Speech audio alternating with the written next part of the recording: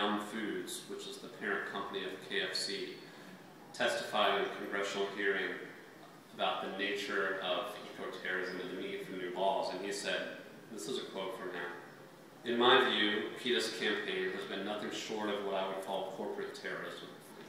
As background, PETA has attempted to pressure our company into forcing our suppliers to make changes to their processing methods. Let's be clear, what PETA ultimately wants is a vegetarian or vegan world. No consumption of meat, poultry, pork, fish, no leather goods, no dairy."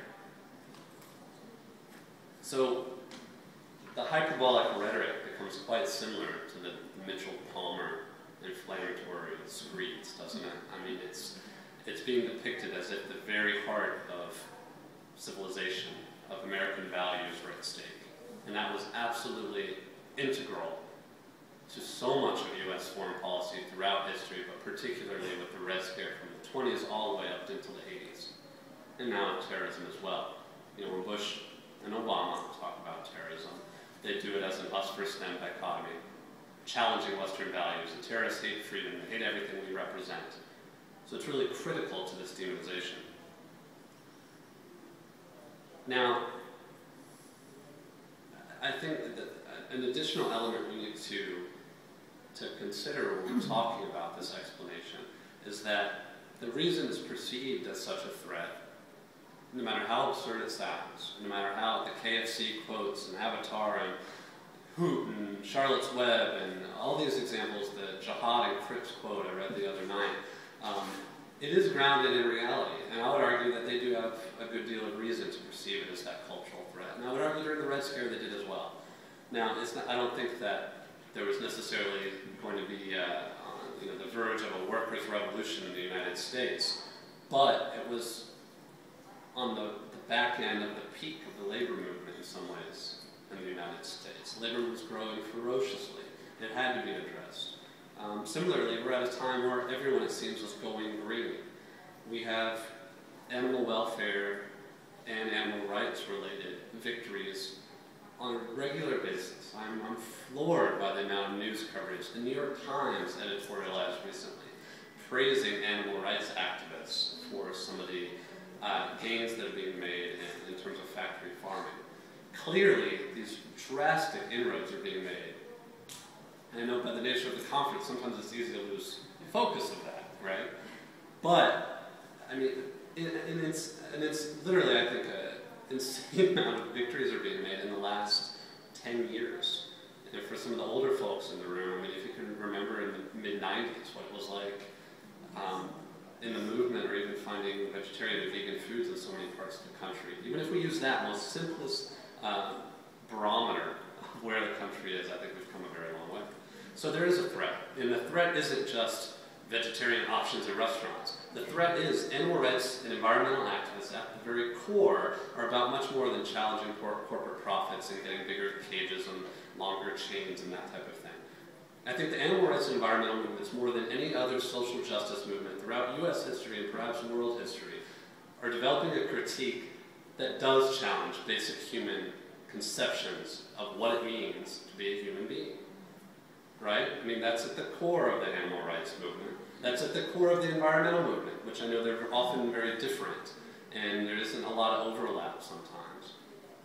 But particularly if you look at the more radical wings of the environmental movement, it's not just about, okay, don't cut those trees. It's, don't cut those trees, don't log those old-growth forests, because they have a place in this world, and that you do not have to make the right to make policy and legal and legislative decisions solely based on the interests of profits and what's best for human beings, which is exactly what animal rights activists say.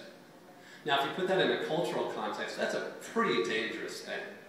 That if those concepts, not just the practice, and not just the vegan meals, and not just the movies and things like that, but those values, if we have that change of values, of recognizing the very radical notion that humans are not the center of the universe, that has some grave implications for these industries, for the people behind them, for the politicians, for religion.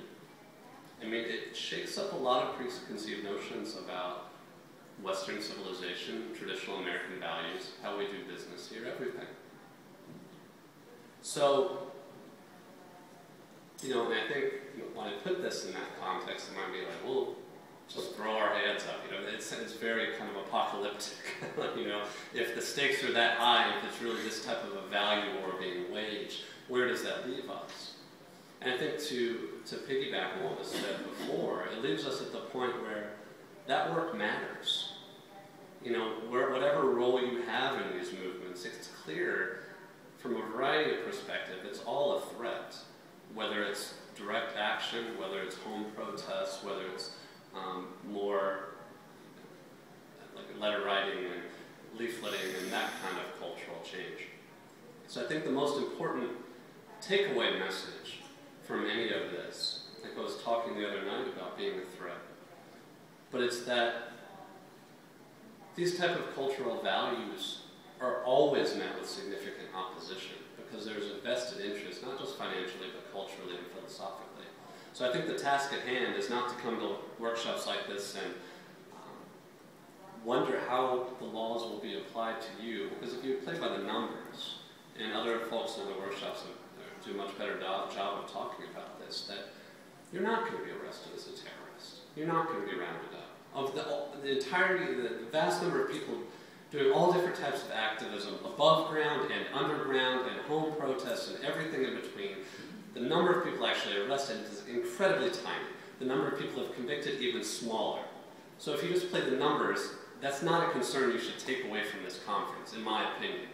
What you should take away from this conference is how do we use this type of information, these kind of absurd quotes that we've heard, these government documents that are mainstreaming and institutionalizing this type of culture war, and how do we make other people aware of it? Because despite, you know, all the work I do writing about this every day and speaking about it and lecturing, I do consistently believe that if everyday people outside of this room, non-activists, knew what was going on, they would be outraged. Regardless of how you feel about animal rights or environmental issues or tactics, if this type of information were raised in the right way to your friends and your family and your colleagues, people are pissed. They know corporations have too much power. They know politicians are pandering to their interests. And it's up to us to take that message to them. In my mind, the reason I keep working on these issues is like what Dara was saying. You know, I doubt myself all the time. Is this creating more fear? Is this just adding to some kind of hysteria? Is it adding to the chilling effect that all of this is meant to have? But if the first step in fighting back against all this is educating ourselves. And until we do that, we're not really prepared to take on these industry groups and their public relations campaigns. So I encourage everyone to check out Dara's book and the Equal Justice Alliance and look at Green is the New Red. Learn about this, not to instill fear in yourself, but that you're armed to take it up to other people and make them aware of the misplaced priorities going on right now in this country and